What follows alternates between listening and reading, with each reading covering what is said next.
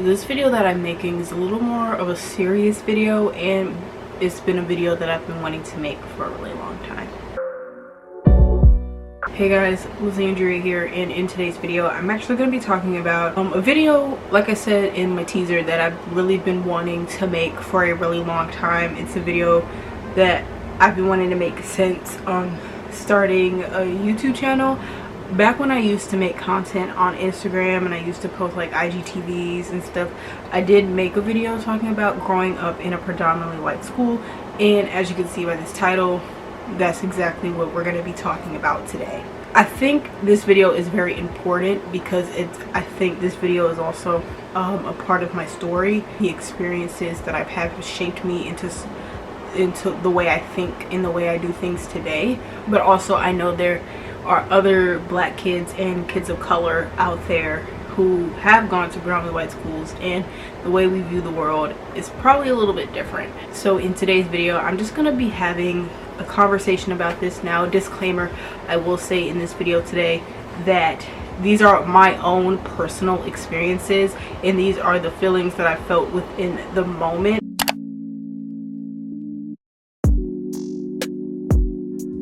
Now, I didn't always go to a predominantly white school. Actually, when I was little and I started kindergarten, I actually went to a very multicultural elementary school. Like, this elementary school was very multicultural. Like, every kid of every race went to this school. Like, you could find everyone going to this particular elementary school. So that was my experience, and I went there from kindergarten to first grade, and then in second grade I went to a predominantly black elementary school, and then in third grade that's when I went to my predominantly white school and had gone to predominantly white schooling until graduating in senior year, and I'm class of 2022. I got there in 2012, so that's technically about 10 years of my life in a predominantly white school. But I do remember the experiences of not being in a predominantly white school, and I actually did crave going back to my old elementary school, the elementary school that I went to in kindergarten and first grade, because it was so diverse. Like, you literally got to learn about every different culture, like when I mean every race was there. That is something that I've always craved, even now. And the school that the college that I go to now is pretty multicultural. Like, everyone goes to that particular school too, so it's like I'm back in the loop again. But yeah, for 10 years of my life I did go to a predominantly white school.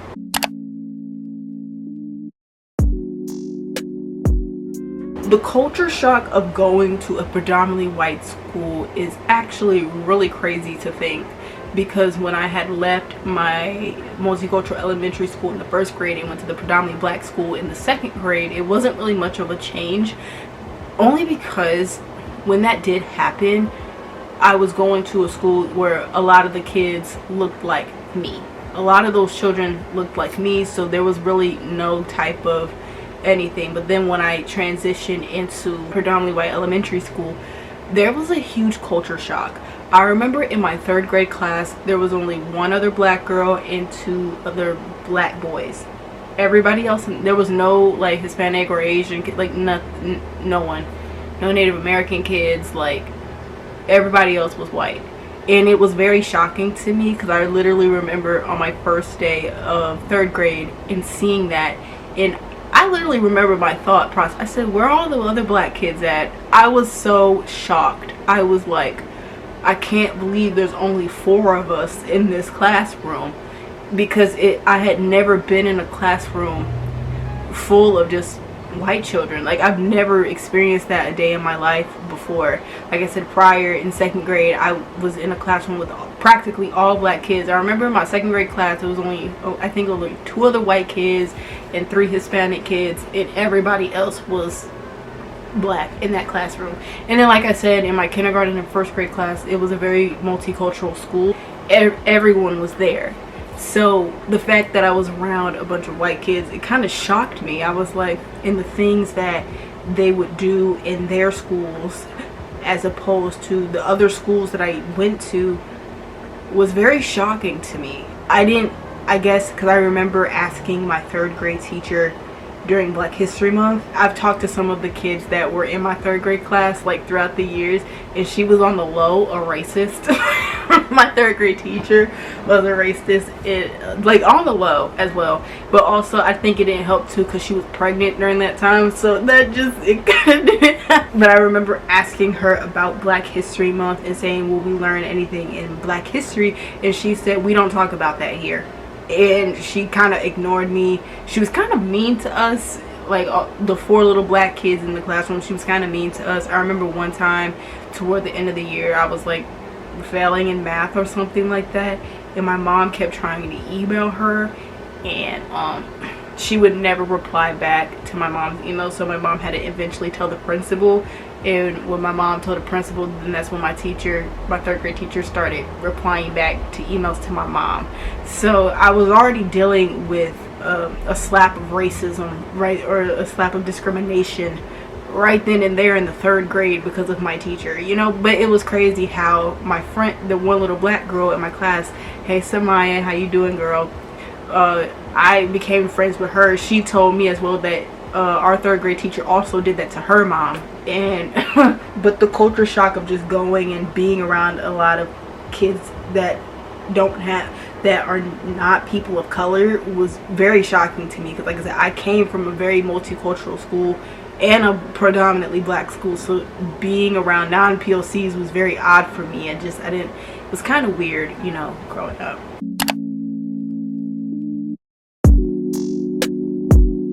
A lot of things have happened with like microaggressions, and I got a lot of backhanded compliments growing up as a kid. You'd be surprised. I think as you get older, you do get a little bit lighter, because when I was younger, I was a little more brown than this. I'm still brown, but I was like really brown as a kid.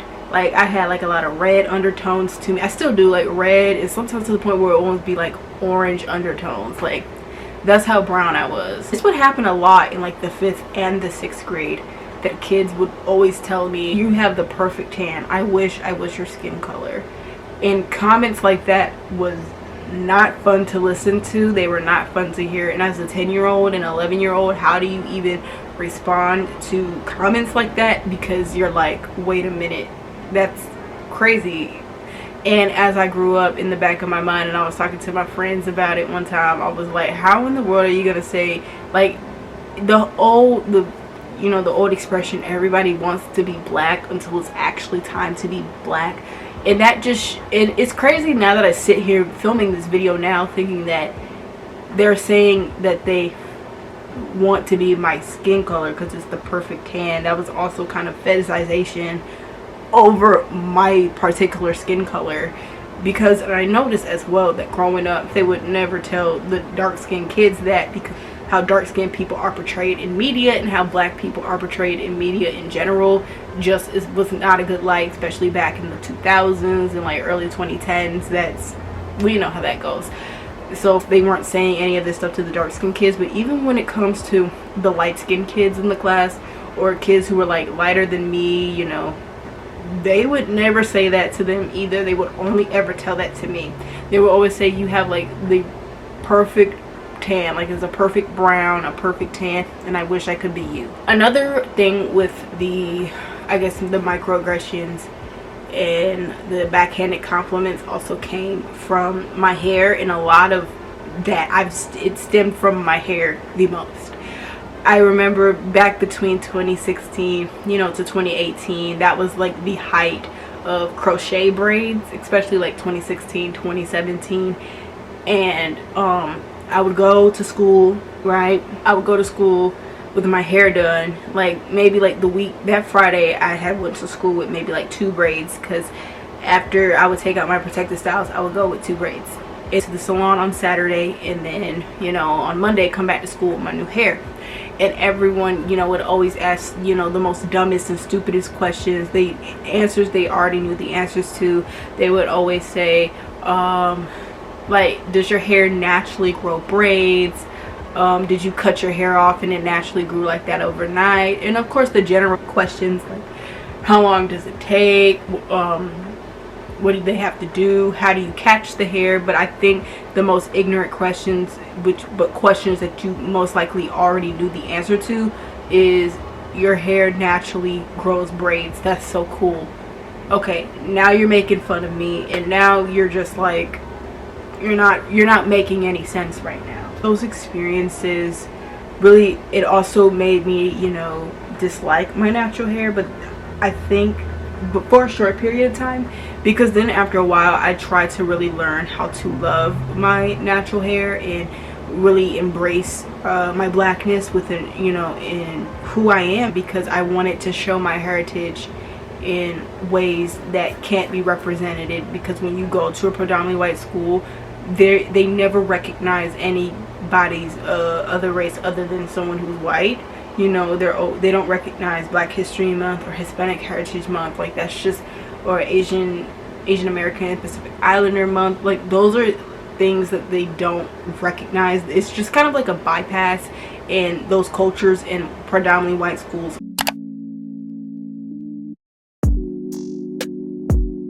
I guess this next segment, I don't really know what to title it, but it's called The Science of Being a Black Kid in a Predominantly White School.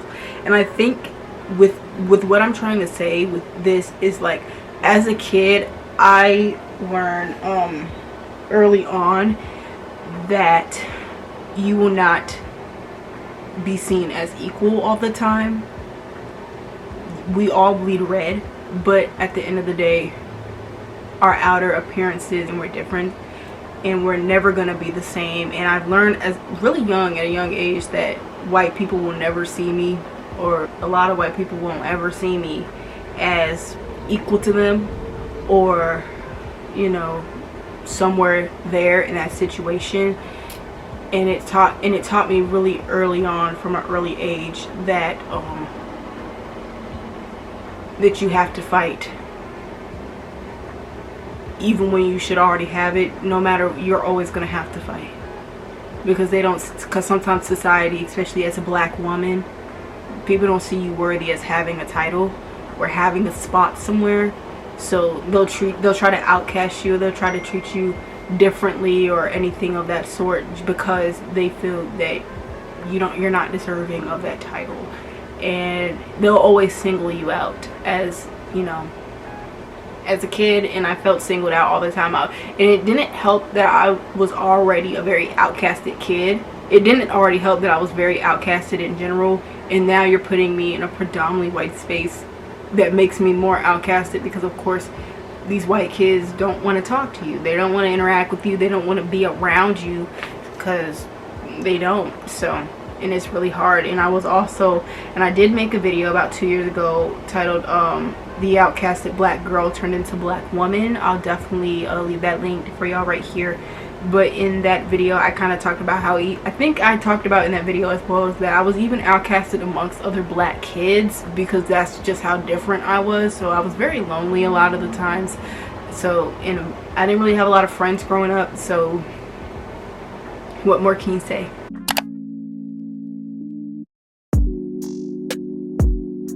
When it comes to living in a predominantly white area, it is definitely, I think, different than going to a predominantly white school, because at least in a predominantly white area, you can kind of just stay to you and your family, or you can go to predominantly black spaces on the weekend. Like, it's a little bit of a different ball game.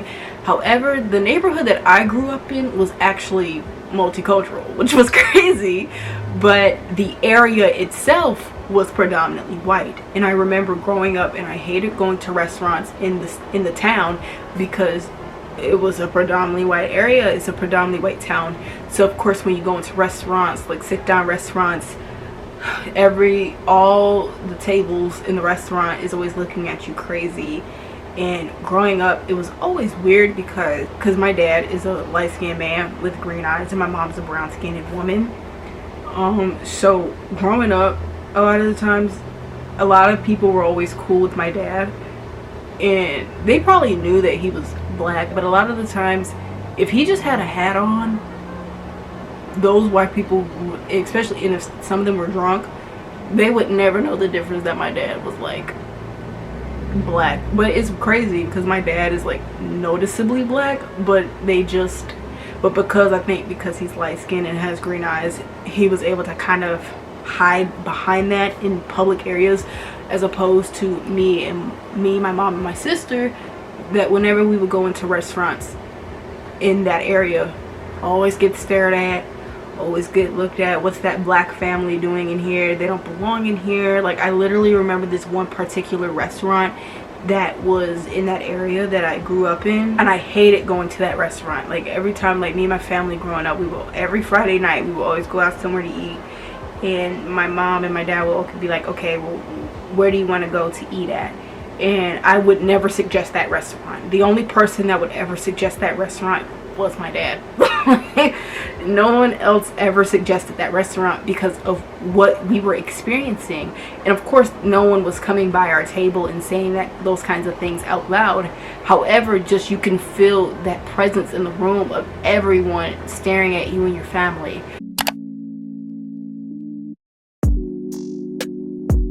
When it comes to other black people perceiving me or how have perceived me, growing up, of course, and I think this is a thing that a lot of black kids from predominantly white schools can relate to, is that, you're whitewashed, you don't know your history, you don't know anything about being black, like you didn't grow up in these areas, so you don't know about black culture, you're whitewashed, or all that stuff. Oh, that's that white people stuff, like, those comments, right? You get those comments all the time. And it's crazy because even growing up as well, even though I went to a predominantly white school and lived in a predominantly white area, I was still going to, places that had predominantly black people. So it was always weird that whenever I would talk to other black people, whether that been on the internet or just like if I was out somewhere and I saw someone that I hadn't seen since my childhood and we just got to talking, it was always weird how they would always be like, oh, that's that white people stuff. And I think that's something that we have to also debunk in the black community too, that if a black person wants to skateboard, that is not that white people stuff. That's just someone wanting to do an activity. So I never really understood why that is. Like, activities are activities.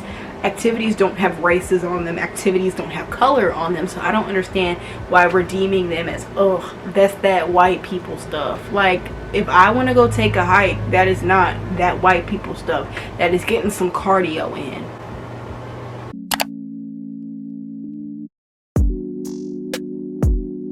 I think this experience has shaped me into viewing the world a lot differently.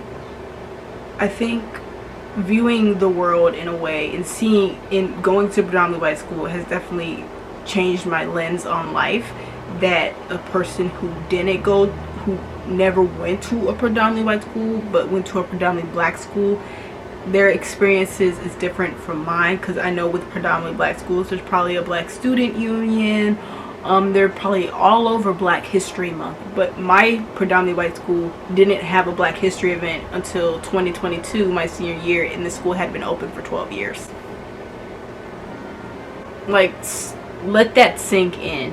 And it was almost kind of like a fight to get that Black History event put on at my school. And being in my racial and ethnic diversity club definitely, I think, has shaped my old high school is molding it into something different, especially now since a lot of people are moving to that area. So I think that school is starting to become, instead of a predominantly white school, it's actually starting to become a multicultural school, which is so crazy to think that, it's now starting to intermingle, which is such a beautiful sight to see. But at the same time, there's still a history and there still is a past with everyone and everything you go. And sometimes in order to move on with the future, you have to understand the past. And I think with how my experience has shaped me into going to a predominantly white school, I think, like I said, I feel like I see the world a lot differently. And I think I said it in my video on Instagram, but I feel like a black kid who went to a predominantly black school and a black kid who went to a predominantly white school, we don't necessarily see the world the same, because we didn't grow up in a school the same. I think because a lot of times kids of color in these predominantly white spaces, we don't see representation within our school, because that's just something that you don't do because you're in a predominantly white space, as opposed to going to a predominantly black school. You're always seeing representation shown in your school, but you know, that's always overshadowed in predominantly white spaces. In senior year of high school, I had actually written a story in my journalism class called Kids of Color in Predominantly White Schools. I knew I wanted to make a cover story on it because of how passionate I was about hearing kids of color and POC's voice within spaces that, you know, that we aren't really heard in. And I knew I wasn't the only student that went through microaggressions, backhanded compliments, and underrepresentation within the schools. So I'm actually going to be pulling some quotes from that interview, that article piece that I did. Just a little disclaimer that I actually did change the names of everyone except for Ethan, for Shasan, because we're pretty cool and he's an artist, so make sure y'all go check his music out. And I did interview him for this piece, but everyone else I changed their name for privacy reasons, and also I have no way to get in contact with these people anymore. I don't know how to get in contact with them, and the story was written in 2022, so practically everyone who's talking in the story are minors, so I still just want to respect the privacy of them. But a lot of the things that they said has power, and I do think it needs to reach. But like I said, and they did agree to the initial interview, so that's why, but still just keeping the privacy of their names. So they're gonna be fake names. I'm gonna have fake names, but at the same time I want you guys to understand the substance and context of what they were saying in this video.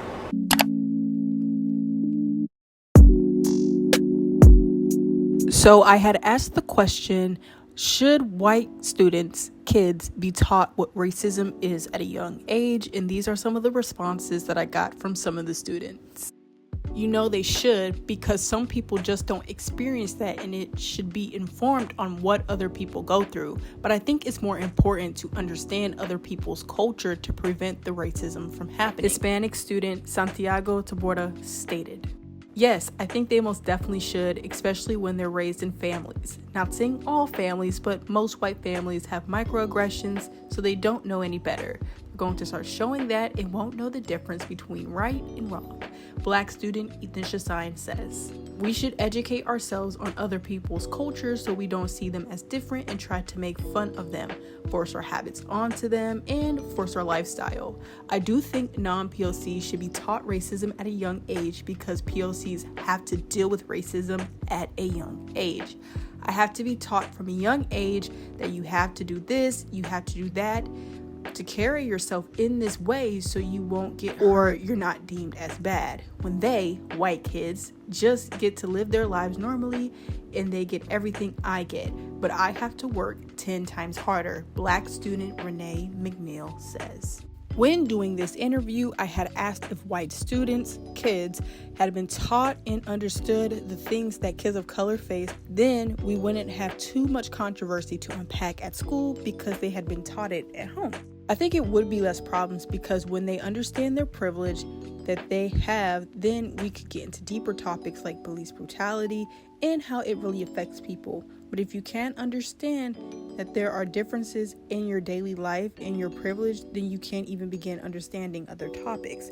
Black student Kamaya Thomas said, we wouldn't have as much issues because they would understand what we're coming from.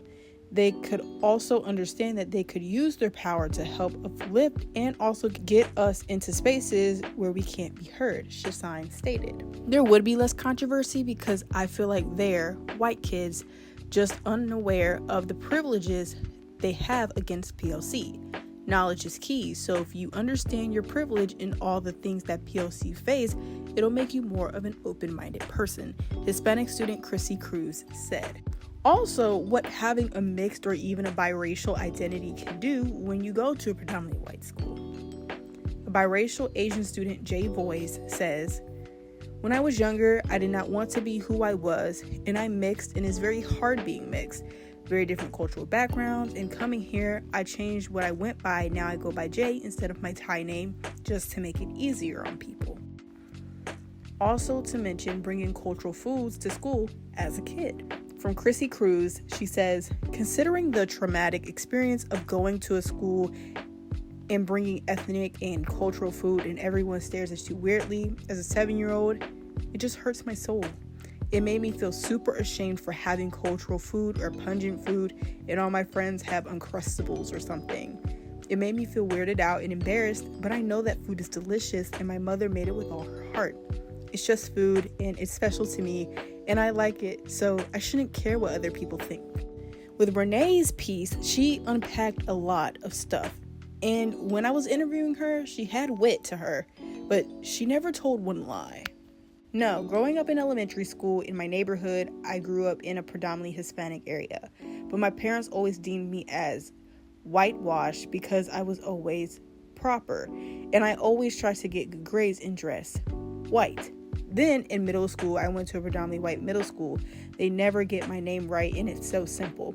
Renee is obviously not her real name, but to protect the privacy of their names, I chose Renee. But Renee's real name was a unique name, but her real name was very easy to pronounce. And I think it's so stupid. They find the dumbest things to call me.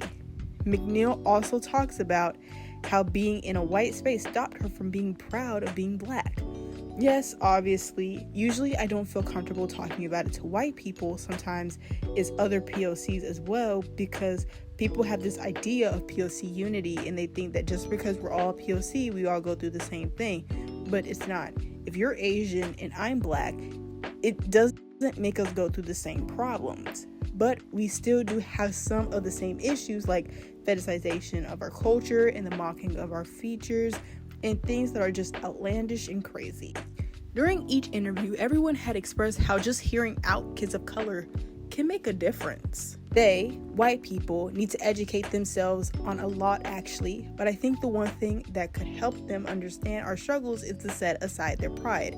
They, white people, have this sort of complex where they can't handle some sort of criticism and want to be included in everything, like the N-word. They, white people, feel as though they should be included in that and they can't. They want that control over it, and when we try to explain to them the history behind it and how we feel about it and why we don't want them to say it, like now taking away this control, or they feel guilty, Kamaya Thomas said. At the end of each interview, I asked everyone if they wanted to have a final message, and this is what they had to say. Africa is not a poor continent like the media perceives it as. Always fight for the children and bring them water. Africa is prosperous, Thomas said. If you see your friends feeling uncomfortable, just let them know that they can always be comfortable around you, no matter if you're black or white. A lot of times in the school, we have to dim down our blackness because teachers could perceive us as ghetto, and when we get loud, they put that stereotype on us that we're loud and ghetto, this and that. I would just reassure them, white students who are friends with black students, that they're awesome in that we have so much going for ourselves and that there's so much culture behind us, Shasine said. Don't try to make people feel alienated. A lot of cultures are fun and you can join in, and me and my friends love to dance and talk in Spanish, but I like to make my friends learn some phrases in Spanish so when I talk in it, they can understand it a little bit. Don't be afraid to ask questions, Cruz said. No, this is not a easy pill to swallow when it comes to topics like this in growing up in a predominantly white school. Like I said, this has been a video that I've been wanting to do for a really long time, but I just know that I really couldn't move on with creating other content without creating this video first, because it's a topic that I'm just so passionate about and just want to bring to light for people who didn't grow up in predominantly white schools and don't know that experience. Y'all have a good day. Bye.